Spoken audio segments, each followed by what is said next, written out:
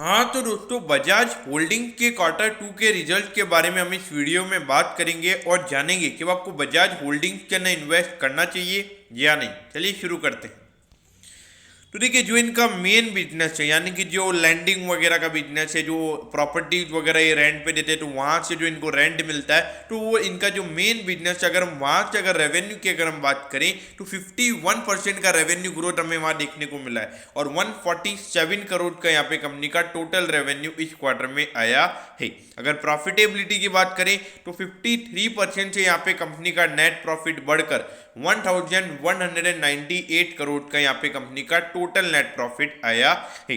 अब आपको ऐसा लगेगा कि ये जो रेवेन्यू का नंबर है ये 147 करोड़ है और जो प्रॉफिट का नंबर है ये तो अराउंड 1200 करोड़ का है, तो ऐसा कैसे? तो देखिए, इनकी जो होल्डिंग कंपनी है, मतलब जो इनकी जो नीचे की कंपनीज है, बजाज फिनसर्व, बजाज ऑटो, ये जो कंपनीज है, तो इनका जो पार्ट ऑफ प्रॉफिट होता है, जितनी होल्डिंग इनके पास होती है, तो उतना प्रॉफिट इनके जो पीएनएल स्टेटमेंट है वहां पर ये शो होता है। अगर हम रेवेन्यू की बात करें ईयर ऑन ईयर बेसिस पे, तो 26% से यहाँ पे कंपनी का रेवेन्यू बढ़ा है और 147 करोड़ के यहाँ पे कंपनी के टोटल रेवेन्यू के नंबर आए हैं और 37% से यहाँ पे ईयर ऑन ईयर बेसिस पे कंपनी की प्रॉफिटेबिलिटी बढ़ी है और 1198 करोड़ का यहाँ पे कंपनी का टोटल नेट प्रॉफिट आया है। तो यहाँ पे रेवेन्यू जो इनका मेन बिजनेस है वहाँ पे भी एक रेवेन्यू ग्रोथ अच्छा है और उसके अलावा जो पार्ट ऑफ प्रॉफिट मिला के यानी कि जो इनकी जो सब्सिडरी कंपनीज है तो उसका अगर हम देखें तो वहां पर भी ये वैल्यूएशन काफी अच्छा निकल कर आया है और कंपनी के जो रिजल्ट है अगर हम देखें नंबर वाइज यहाँ पे काफी अच्छे हमें नजर आते हैं। अब देखिए, 52,000 करोड़ का इस कंपनी का मार्केट कैप है, 14 के पी पे ये स्टॉक अभी ट्रेड हो रहा है और अभी ये जो नंबर्स आए हैं इसके बाद 11 के 12 का यहाँ पे कंपनी का पी होता है। प्राइस टू बुक रेशियो यहाँ पे 1.20 टाइम्स है।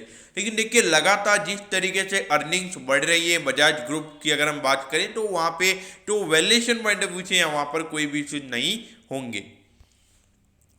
अब देखिए, यहाँ पर अगर हम देखेंगे तो पिछले कुछ साल से यहाँ पे अगर हम जो इनका मेन बिजनेस है अगर हम वहाँ पर भी अगर हम रेवेन्यूज की बात करें तो वहाँ पे लगातार इनके रेवेन्यू के नंबर्स बढ़ रहे हैं और प्रॉफिटेबिलिटी भी लगातार इनकी बढ़ रही है। तो देखा जाए तो इनकी मेन सब्सिडरी कंपनी कैसे काम करती है उसके ऊपर इनका मेन प्रॉफिट निकलता है। अब देखिए, 4771 पे ये स्टॉक अभी ट्रेड हो रहा है और लगभग 5100 का स्टॉक ने ऑल टाइम हाई बनाया था। तो वहां से अगर हम देखें तो अराउंड 6 से 7% ये स्टॉक ऑलरेडी करेक्ट हो चुका है। तो देखिए, बजाज होल्डिंग की अगर हम बात करें तो जैसे टाटा ग्रुप का टाटा सन्स है तो वैसे बजाज ग्रुप का बजाज होल्डिंग्स एंड इन्वेस्टमेंट है।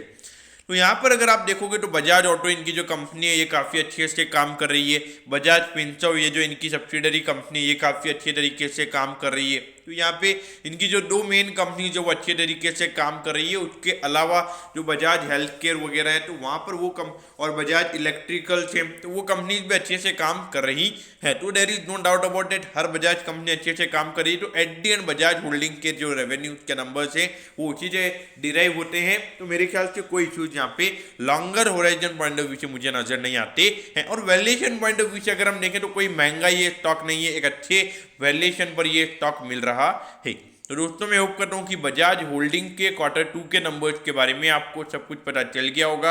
अगर आपकी कोई भी क्वेरीज है तो आप कमेंट कीजिए, मैं जरूर आपके कमेंट पर रिप्लाई करूंगा। ओके दोस्तों, thank you, have a nice day.